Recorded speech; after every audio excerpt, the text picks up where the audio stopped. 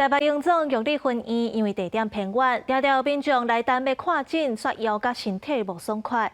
拄好病院辅导轻症的精神障碍住民有设立一间航胖的工作坊，即个学员做的点心，就会当分予来看诊的患者。甲做饼的面粉暖好，放落烘。这个穿蓝色微分数裙的学员是玉里永宾病院轻症精神障碍住民，因伫遮学做点心，嘛学习工作上会当安怎好好做工课。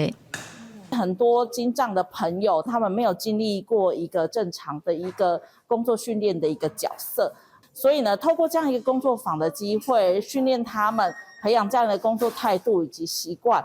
玉里永宾病院因为较偏僻，病离商店较远，所以常在有民众打要予医生看，拢爱等真久，甚至等甲身体无爽快。所以病院这边想着甲这个烘好的点心免费分予民众食。担心他们空腹啦造成的不适哈，所以我们开始在一个等候有爱点心传情这个活动，希望就是把我们学员学得很好的点心，也先让大家一起分享。摕到点心的民众，大家拢真支持。你觉得味道怎么样？很好吃啊，很专业。我觉得很值得鼓励，因为让他们可以多接触人群，那么他们到最后还是需要融入到这个大家庭里面。院方强调讲，因为玉里永宾病院伫偏乡，医疗人员无够，资源嘛有限，所以予医生看的时间，清在大爱等3-4点钟。分点心予民众，若等甲巴肚枵会当先治一个，嘛会当予这精神障碍人士会当肯定自我的价值。国际新闻华联报道。